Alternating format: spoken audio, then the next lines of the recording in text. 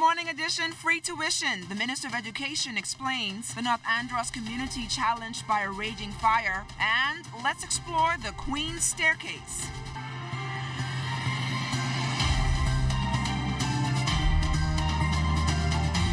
Wake up and grasp the inspiration. I'm LaDawn Davis. Welcome to the morning edition. Weather is the first order of the day, so let's go over to weatherman Basil Dean to see what's happening out there in the tropics. Good morning, Basil. Good morning, LaDawn. Taking a look at our tower cam, we have some patchy clouds out there, and that will be the order of the day. All the details coming up later in the newscast, so stay tuned. But right now, we go to our satellite picture, and you can see most of the moisture now lifting towards the north, but there's another pocket just to the south of us that will eventually bring some showers to our area later on today. Outside of our studios, it is partly cloudy, temperature 77 degrees, relative humidity 94%. The winds are out of the south at 4 miles per hour. The barometric pressure 1,017.7 millibars. That's 30.05 inches, and the pressure is rising. Temperatures around the islands this morning: 80 degrees in Marshall, Abaco, Green Toll, Key, and Freeport. In the Berry Islands, 82. 82 in Allenstown, Bimini, 81 in Harbor Island, Roxanne, Eleuthera, Otterstown, Cat Island, 79. 79 also in Stanley Key, Kemp Space, North Andros, Fresh Creek at 80 degrees, 79 in San Salvador and Rum Key. In Ragged Island, 81. Clarence-Town, Long Island, Crooked Island, Betsy Bay, and Acklands all reporting 81 degrees. Matthew Town, Niagara, 82, and the Turks and Caicos Islands at 82 degrees. Your boating forecast for today: in the northwestern islands, light and variable winds with flat seas, low tide 10:25 this morning. High tide will take place at 4:49 this afternoon. For the southeast Bahamas, the winds are a little bit on the upbeat, 10 to 15 knots out of the southeast, wave heights 2 to 4 feet. And for the southeast Bahamas, stronger still, 12 to 18 knots from the southeast, wave heights 3 to 6 feet with a moderate chop. Caution flags are up for boaters in the southeast Bahamas. And that's going to do it for our first look at the weather of the morning edition. Stay tuned. Your forecast for today tonight is still ahead. Thanks a lot, Basil. Our Jiminy DeSwain is standing by with Rodney Davis, the traffic team, and the Bahamas First Traffic Report. The Traffic Report is sponsored by Bahamas First. First in insurance, today, tomorrow. Good morning, LaDawn, and good morning, Bahamas. We're coming to you live from Wolf Road, just up from the Blue Hill Road intersection. Kind of a busy morning. Most persons making their way either to work or heading to do that school drop-off. But to find out whether or not we have any areas of concern on the street as you prepare to make your morning commute, if you're still at home, we now turn to Constable Patrick Kemp of the Police Traffic Division. Good morning, Constable Kemp. Good morning, Ms. Swain, and good morning, Bahamas. Now, are there any accidents or areas of note that motorists need to be mindful of as they prepare to head out? So far for the morning, we haven't had any accidents reported, which is a good thing for this morning. However, it is expected, and persons should expect, that traffic would be on the streets of Nassau. And as stated earlier, we ask that you exercise some patience. Blue Hill Road right now, we have a bit of build-up with traffic. Also, an area in particular that's a concern would be Gladstone Road. Gladstone Road seems to be one of our bigger concerns for persons who are traveling in the northern directions.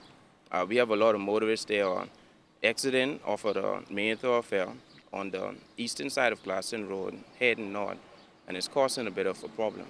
And I think that buildup is as a result of the road paving works taking place on the Samaila Butler Highway in the northbound lane. But obviously one of the other areas of concern that we often see is motorists still using electronic devices while they are driving. We know that it's not the law officially as yet, but it's going to be made very soon. So that change is coming to effect. But we see people still on their phones or using electronic devices. Definitely. In fact, on the bay here this morning, I've had an experience where somebody almost collided with me, because they were in the mirror of their vehicle fixing their hair.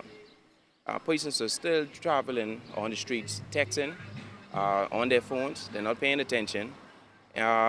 Strange enough, persons are now eating and driving and texting at the same time. I've had to stop a few persons who are in their vehicles, mothers who are breastfeeding. I'm asking persons to be careful, to desist, and it helps to eliminate the amount of traffic accidents we have on the streets in New Providence.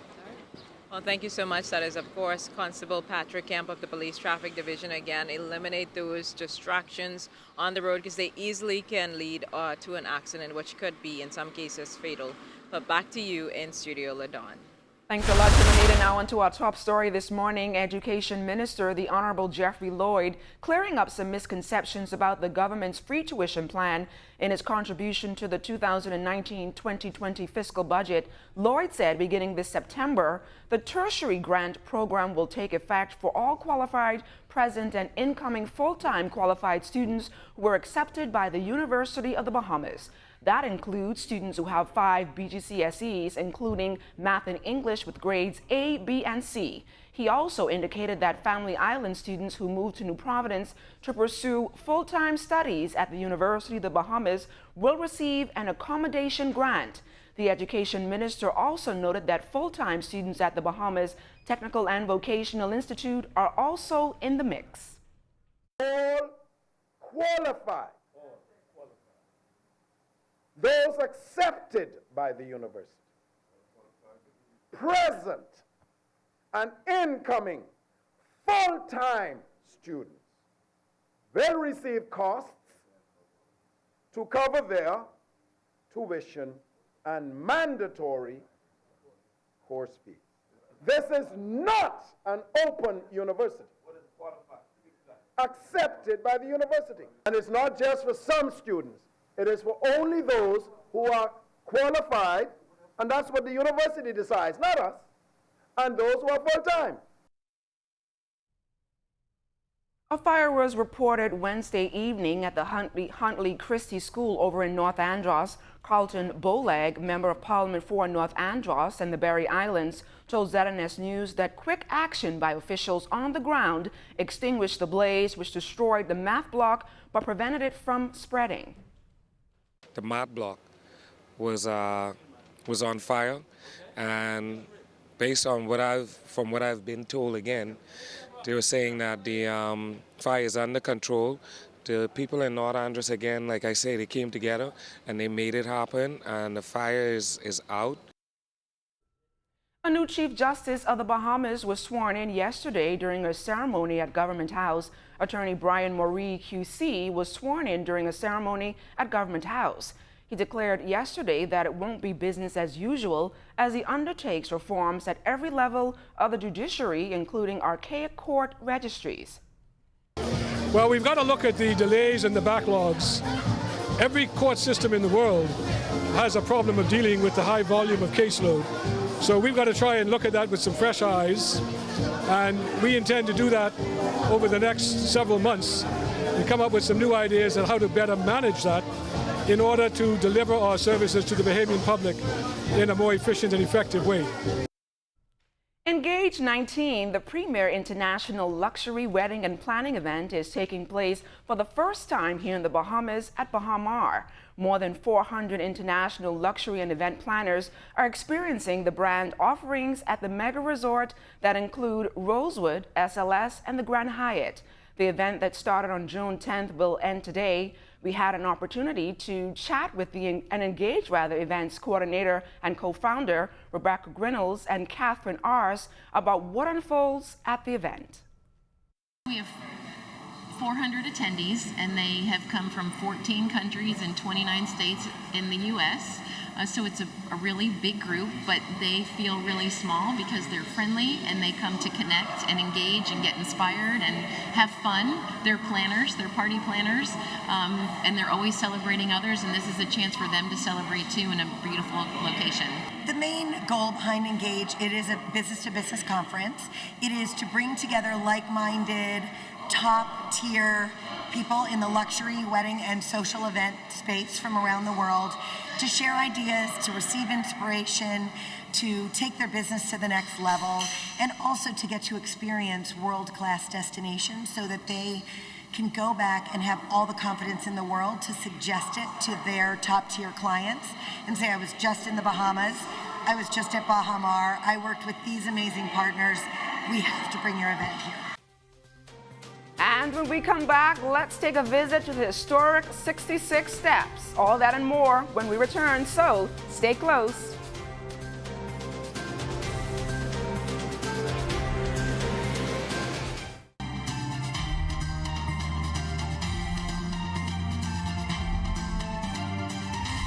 up, y'all? It's your boy Julian Believe, and guess what? You are watching the Morning Edition with ZNS Network.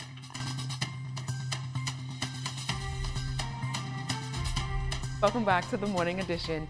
Over 3.2 million students are victims of bullying each year, which means more young people are committing suicide and battling depression. Our reporter Catherine Gomez spoke with a young man who is battling bullying. As 17-year-old Jonathan Adderley looks out onto the sea, he breathes a sigh of relief as the storm is over now. Jonathan was severely bullied since grade 1 and says being a victim of bullying almost destroyed him. I used to get verbally abused and physically abused from my parents. They would throw things at me. They would try to gang me, stuff like that. Some of them did gang me. Like the incident what happened 3 years ago with me going on a bus heading home. I was attacked with a brass knuckle, hit behind my head where my neck was swollen and stuff like that. So a lot of stuff happened to me and it left me damaged, scared to go to school, scared to come out my house, scared to even use social media because simple as me posting a picture, I would get cyberbullied. You know, and when I go to school, it just was worse. You know, and then walking home from school, it got even more worse because of the community I was living in. So yeah, that's just the little things that happened to me, verbally and physically. Jonathan says though bullying was a major trial in his life, he believes this was just a test for his testimony. My experience with bullying, I don't like to call it an experience. I like to call it an obstacle that I had to overcome. It was a trial. It was a test that God wanted me to take. And he wanted to see if I was going to fail or pass. So that's how I look at it. It isn't an experience, it's an obstacle and a test that I passed. Jonathan's grandmother was his guardian angel in this time of pain and urges young people to speak up against bullying. So a lot of young men don't have a person like me to come to, like how Jonathan had me to come to. All I can say, find a pastor, maybe a church home if you have a church home. Write a letter to somebody who you know, who you can trust. But get it out, get the hurt out. Once you get the hurt out, it'll be okay. You know, because sometimes children come from homes, they just don't have it. They don't have that loving attention. And that is so important. But find some way to express your feelings. So find some way to let it out. If you don't let it out, then you're gonna become a bully. Jonathan and his grandmother also have a few words for any bullies out there. Bullying is not cool. Catherine Gomez, ZNS Network News. Great story there, Catherine. The 66 Steps, or the Queen's Staircase, has been a popular site for tourists. Recently, ZNS News visited the Queen's Staircase to see what takes place there on a daily basis and what tourists are saying about climbing the stairs, which leads to Fort Finn Castle. Take a look. Sunshine on my body, sunshine on my nose, I'll swim in the ocean, twinkle in my toes. Entertainer Wilmot Moss has been welcoming visitors with soothing Bahamian melodies from his guitar at the bottom of the Queen's Staircase for several months.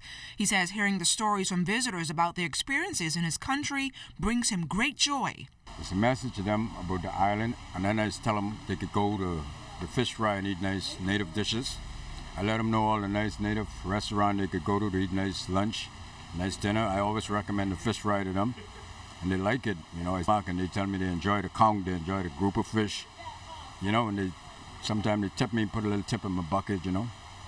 The historical treasure with an eye-catching and tempting waterfall has been a hotspot for local events and hundreds of tourists who flock to our shores either by boat or aircraft, searching for that one-of-a-kind Bahamian experience.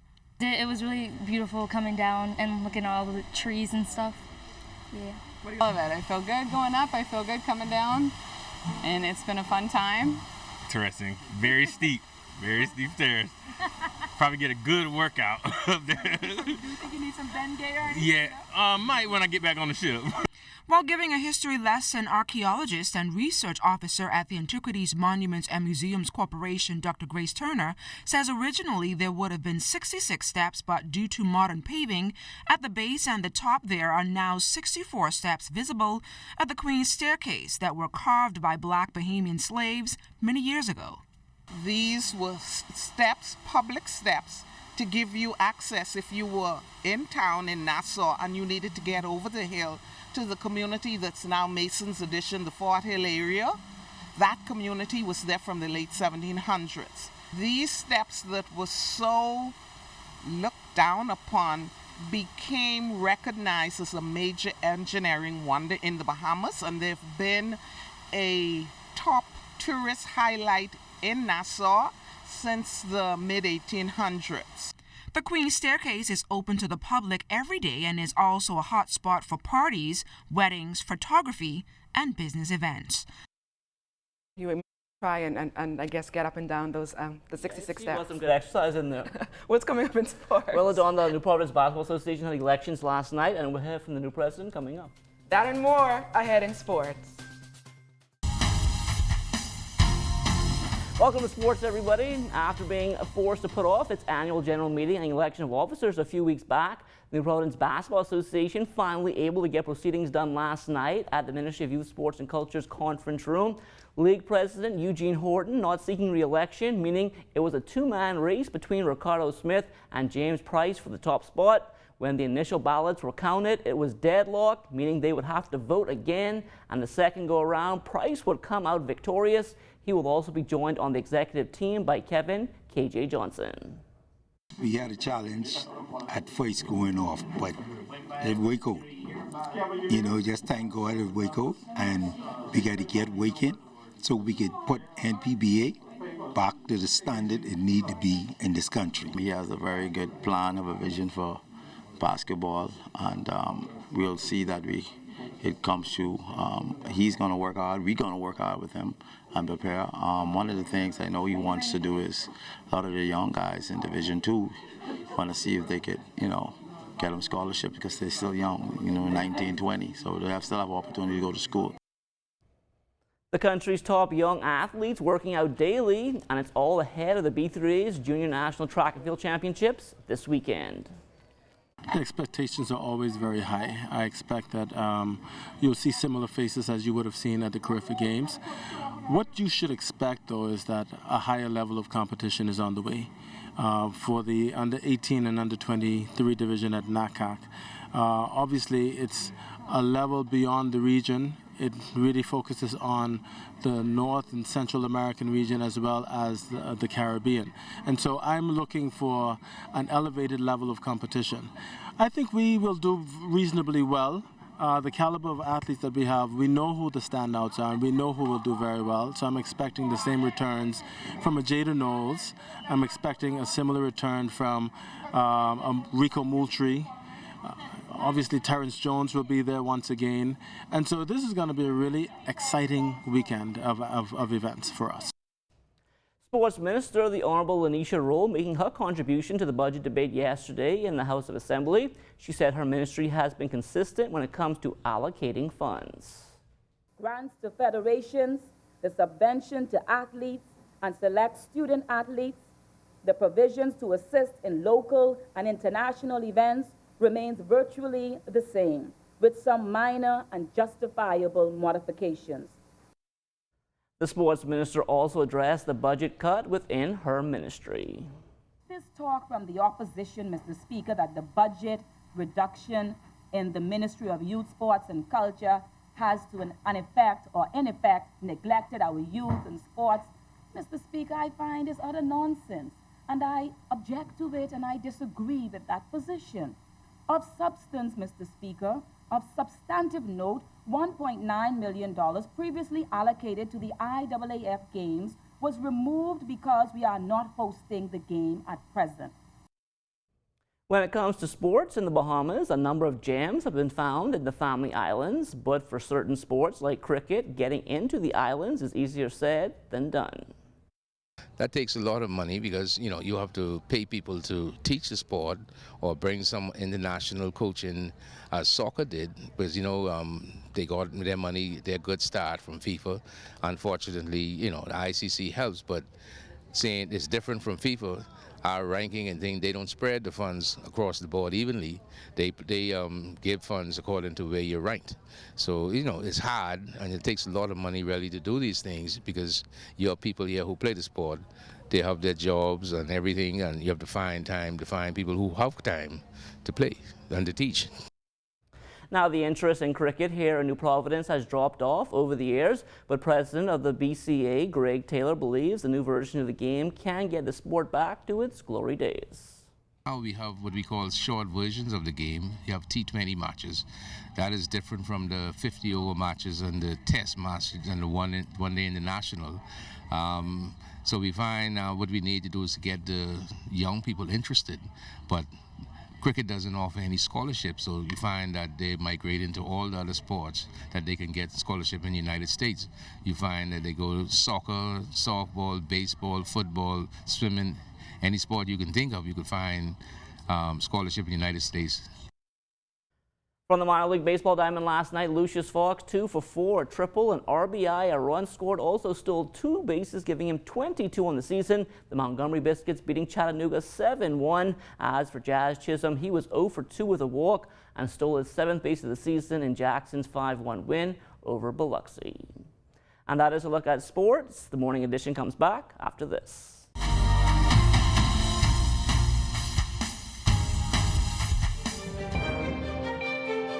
In our final look at weather, the tropics remain quiet, still have that upper level sharing taking place, and in our satellite picture, still have that deep layer trough across the northwest and central Bahamas, and that will fire up pockets of showers and thunderstorms during the course of today. Our forecast for today calls for partly cloudy showers with showers and thunderstorms lurking around 87 degrees for the high, and tonight partly cloudy once again with a shower or 2 possible, 77 degrees for your low temperature. The extended weather forecast, showers into Friday, drying out a bit on Saturday and Sunday, so the weekend look reasonably okay, save for 1 or 2 isolated showers, which will be brief. And as we head into the early part of next week, another trough heads into the area, bringing us some cloudiness on Tuesday and Wednesday of next week. LaDawn? Thanks a lot, Basil. That's a wrap for the morning edition for today. Be sure to join us tomorrow when we return at 7 a.m. sharp. For the entire morning edition team, including Jonathan Benson and Basil Dean, I'm LaDawn Davis. Make it a great day, everyone.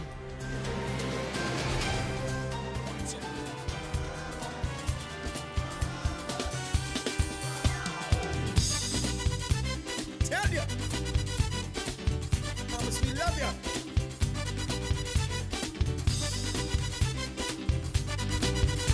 New Wave Band. If you love the Bahamas, raise up your hand. If you love the Bahamas, let's take a stand. If you love the Bahamas, raise up your hand. If you love the Bahamas,